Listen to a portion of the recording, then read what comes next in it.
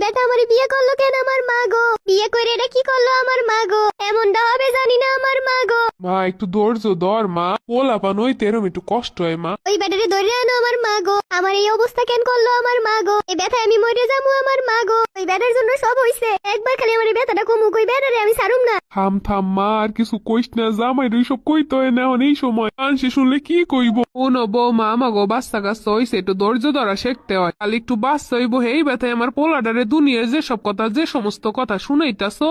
আপনার ছেলের জন্য এসব হইতেছে আমার মা গো। এই স্বামী আমার এত কষ্ট দিতেছে, এই স্বামী আমার লাগবো না রে মা গো। বেদব বেটা লেগে আমার কি অবস্থাটা না হইছে। এরে এখন আমার সামনে এনে কি লেগে? এ আইন আমনের মাই একদম অধৈর্য। এ আইন মাইয়ের এই রকমের বেতাম নিয়ে সব কি কথা কইতাছেন, এইসব কি ও বুঝে কইতাছে অবুঝে কইতাছে? এসব কথা এখন বাদ দাও আমার মা গো। আমি এই ব্যথায় মরে যাইতাছি আমার মা গো। এই তুমি আইসি, সব ঠিক হয়ে যাবে, এখনই হসপিটাল নিয়ে যাইতাছি। তুমি এমন কামটা করছো কেন আমারে কও গো? তোমার লেগে এইসব হইছে। চলো দ্রুত হসপিটালে চলো। আগে তোমার লাগে আমার পূজা পড়া আছে, এরপর হসপিটাল। আব্বা না না, বাড়িতে বই হইব, হসপিটাল নেওয়ান লাগবো না। ওই মহিলার এই জায়গায় আনছে কেন আমার মা গো? এই হইতে মাথাটা ধরে ফেলছে আমার মা গো। তুমি রাগ করে না, চলো তোমার হসপিটালে নিয়ে যাইতাছে। শোনো আমার ভুল হয়েছে, সব দোষ আমার, এখন তুমি হসপিটালে চলো। না, আমি হসপিটালে যাবো এক শর্তে, তুমিও যদি আমার লাগে সিজার করো। এর কোনো কথা হইলো? কোনো যদি সিস্টেম থাকতো তোমার পেটে এই বাচ্চাটা দেওয়ানের এই ব্যথাটা তোমার অনুভব করো না, তাহলে তুমি বুঝতে মজাটা কেমন।